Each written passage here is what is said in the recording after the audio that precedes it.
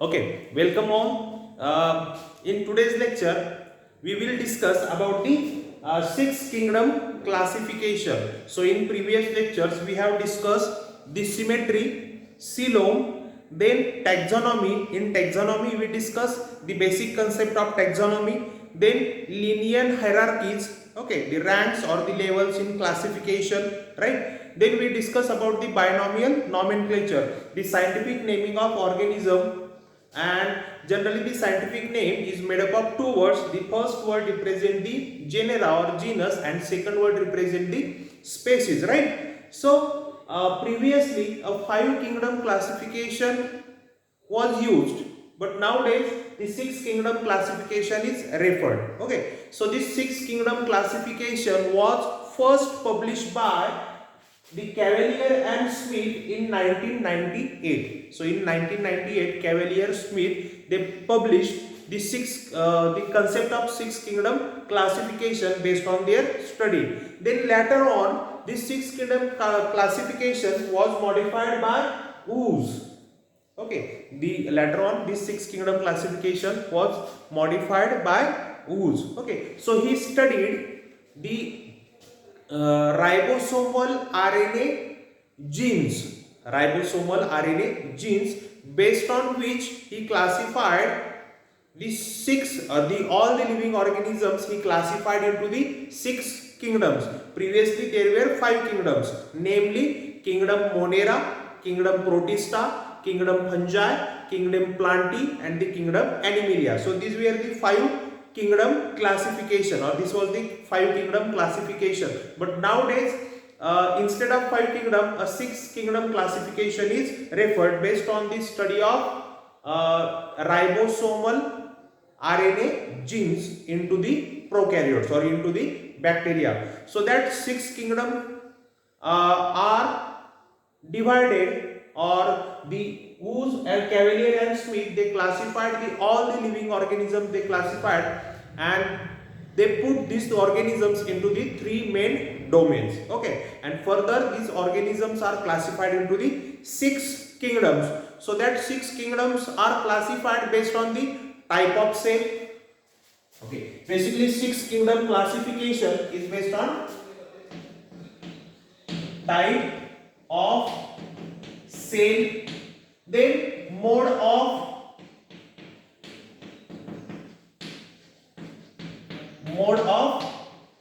nutrition. Okay, mode of nutrition. For example, in the type of cell, basically in animal kingdom or the living organisms, they consist of two types of cell. Okay, either prokaryotes or eukaryotes. Okay, so prokaryotic cell and eukaryotic cell. Then mode of nutrition, so how the organism intake the nutrients or the food material, based on which again the kingdoms are classified, or the living organisms are classified into the sixth kingdom. And the third point is the mode of reproduction.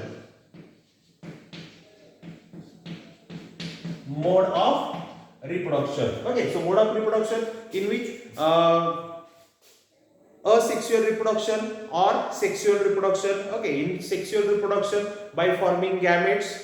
Okay, by forming gametes. And in asexual reproduction such as binary fission, then fragmentation or budding, etc. Okay, so these are some or vegetative growth is also the type of asexual reproduction. So based on these characteristics, all the living organisms are classified into the sixth kingdom: type of cell, mode of nutrition, how organisms intake or uptake the nutrients or the food material, then the reproduction, how animal reproduce, okay, by means of asexual method or the sexual method. And the six kingdoms are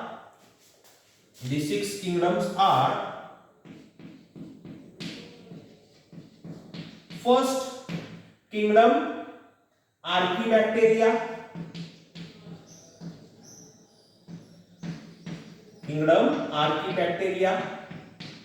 then second kingdom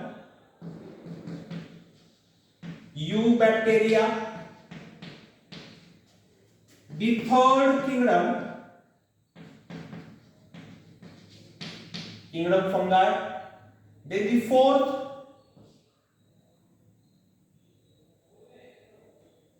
sorry, instead of fungi, the third kingdom is kingdom Protista. Kingdom Protista. The fourth one is fungi. The fourth one is fungi. The fifth one is Plantae. Fifth one is Plantae, and the sixth one is kingdom Animalia. Kingdom Animalia. So these are the 6 kingdoms after the 6 kingdom classification. Previously, before the 6 kingdom classification, a 5 kingdom classification was there. Okay, so the Archaebacteria and Eubacteria, they were grouped into the single kingdom known as kingdom Monera. But now that kingdom Monera is distinguished into the two separate kingdoms, the kingdom Archaebacteria and the kingdom Eubacteria. Then comes kingdom Protista, then fungi, then Plantae and Animalia. So here the fungi, Plantae and Animalia kingdoms are multicellular organisms. That means their body is composed of many cells. That's why they are called as true metazoa, true metazoan or true metazoa, because they are truly multicellular organisms, right? Then Archaebacteria and Eubacteria are considered as, previously known as Monera, now Archaebacteria and kingdom Eubacteria, are unicellular. Then Protist, this kingdom is the most complex group of living organism. The kingdom Protista, it consists of most complex group of living organisms because they are unicellular, but some of the protists, they are colonial. They forms the colony. Okay. Then there are some protists which are animal-like, called as animal-like protists. There are some protists having chlorophyll pigment. That means they are capable of photosynthesis. Then such protists are known as plant-like protists. Plant-like protists. That's why this group of living organism or the kingdom Protista is the most complex, because it consists of a diverse kind of living organism, though they are mostly unicellular. Fungi, Plantae and Animalia, they are multicellular organisms. Okay, so Archaebacteria, Eubacteria are unicellular म्हणजे ते कसे आहेत, एक पेशीय सजीव आहे. त्यांचं जे शरीर आहे ते एका पेशीपासून बनलेलं असतं. They protista mostly they are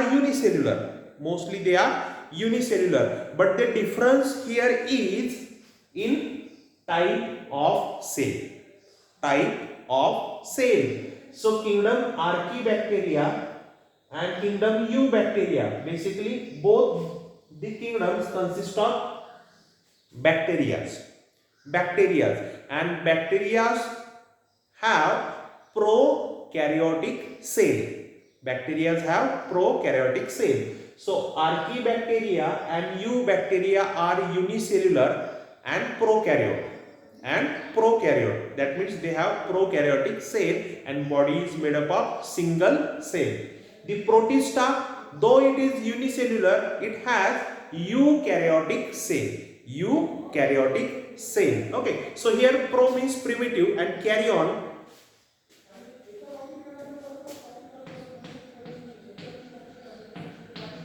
it means nucleus or nuclear material. Basically karyon means nucleus. So prokaryotic cell म्हणजे काय, the primitive nucleus असलेली पेशी. Okay, so cell having primitive type of nucleus, such cell is called as prokaryotic cell. And eukaryotic, EU, it stands for advanced, and karyon again nucleus. So eukaryotic cell consists of advanced type of nucleus. So primitive nucleus and advanced nucleus, what is the difference? So difference is simple. In case of primitive nucleus, there is no nuclear membrane. The nuclear membrane is completely absent. While as in eukaryotic cell, the genetic material is bound into the nuclear membrane or enclosed into the nuclear membrane. So genetic material in eukaryotic cell is enclosed in nuclear membrane. A well developed nucleus and cell organelles are present in eukaryotic cell, while as in prokaryotic cell the nuclear membrane is absent and membrane bound cell organelles are also the absent. In prokaryotic cell membrane bound cell organelles are absent. Okay, so let's discuss about the general characteristics of the different kingdoms in six kingdom classification. Okay, so in today's lecture we will discuss about the important general characters of first two kingdoms, the kingdom Archaebacteria and kingdom Eubacteria. Okay, so Archaebacteria, it consists of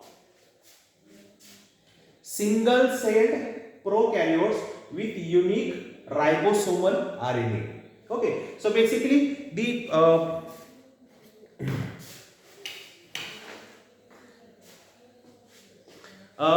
kingdom Archaebacteria and Eubacteria, both the kingdoms consist of bacteria and bacteria have prokaryotic cell. So both the kingdoms are prokaryotes and they are unicellular. Okay, so unicellular, that's why called as single celled prokaryotes means the organisms having prokaryotic cell with unique ribosomal RNA.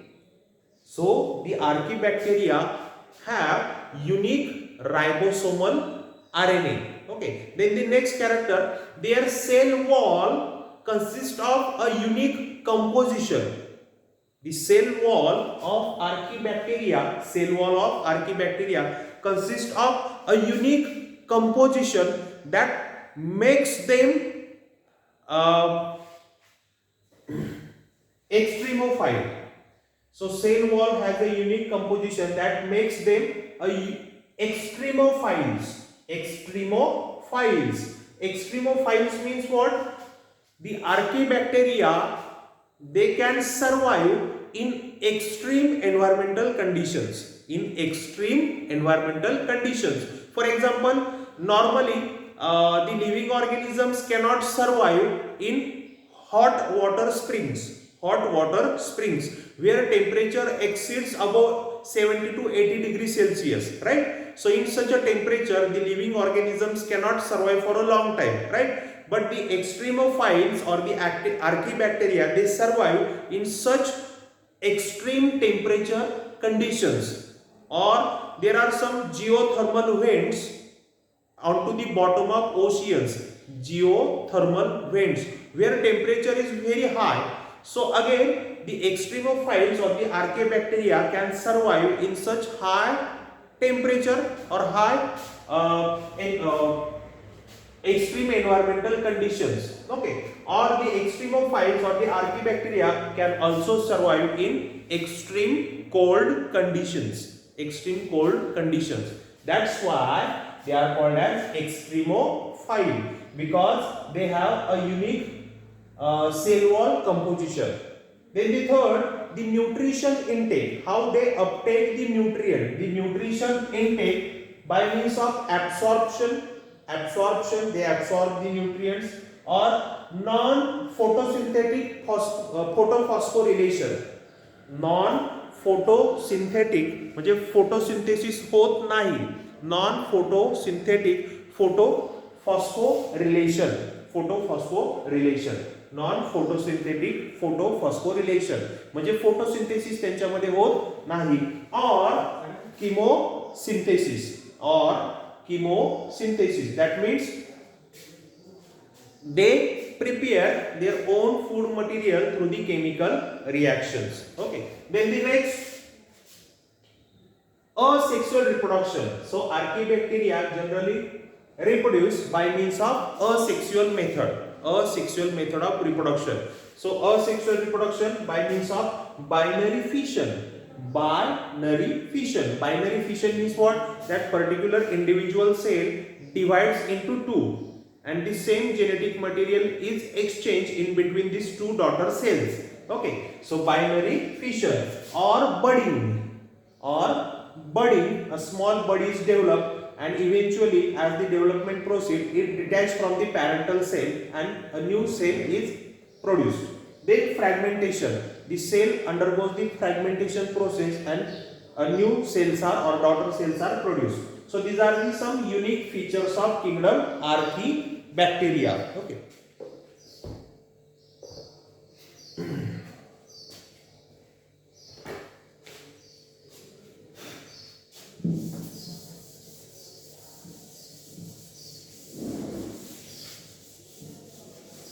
Okay, just I will repeat the general characteristics of kingdom Archaebacteria. They are single cell, means unicellular. Prokaryote, that means they have prokaryotic cell with unique ribosomal RNA. Unique ribosomal RNA. The cell wall has unique composition. Cell wall of Archaebacteria has unique composition that makes them extremophiles. That means they can survive in extreme environmental conditions such as in hot water springs or near the geothermal vents or in extreme cold conditions. Then the nutrition intake by means of absorption, the non-photosynthetic photophosphorylation, then chemosynthesis, then asexual reproduction by means of binary fission or fragmentation or budding. So these are the general characteristics of Archaebacteria. Then comes the kingdom Eubacteria. The kingdom Eubacteria. So Eubacteria consists of a true bacteria. The kingdom Eubacteria consists of a true bacteria, and this true bacteria can live in every type of environmental conditions. Okay, in every type of environmental conditions. Then the Eubacteria kingdom also consists of prokaryotic cell. They are unicellular, that means made up of single cell, and type of cell is prokaryotic cell. And this Eubacteria has various types of shapes. That means their morphological shapes are various. Some are spherical, some are rod-like, some are spring-like. So they have various shapes. Then comes reproduction. So again, by means of asexual method, by binary fission, by budding or fragmentation. Reproduction by means of asexual method, by binary fission, budding or fragmentation. Then comes nutrition. So nutrition again by absorption or photosynthesis. Some Eubacteria have the chlorophyll pigment or photosynthetic pigment, with the help of which they can perform the photosynthesis, or they can produce their own food material by this process, or chemosynthesis. By means of certain chemical reactions, they produce the energy molecules. For example, the example of Eubacteria, cyanobacteria or actinobacteria. Okay. So these are the first two kingdoms from 6 kingdom classification system. So just a recap. So in today's lecture we discuss about the 6 kingdom classification. So first in 1998 the 6 kingdom classification was published by Cavalier and Smith. Later on, this 6 kingdom classification was modified by Woose, scientist Woose or biologist Woose. He studied the 16S ribosomal RNA genes or the ribosomal RNA genes, and based on which he again modified this 6 kingdom classification. So 6 kingdom classification consists of the kingdom Archaebacteria, Eubacteria, then comes Protista, fungi, Plantae, Animalia. Out of which the first two, the Archaebacteria, which are extremophile because their cell wall consists of a unique composition, and that's why they can survive in extreme environmental conditions. Okay, and then Eubacteria, which are true bacteria, can live in any kind of normal environmental conditions. Okay, so that is for today. In next lecture we will discuss about the general characteristics of the remaining kingdoms. Okay, thank you.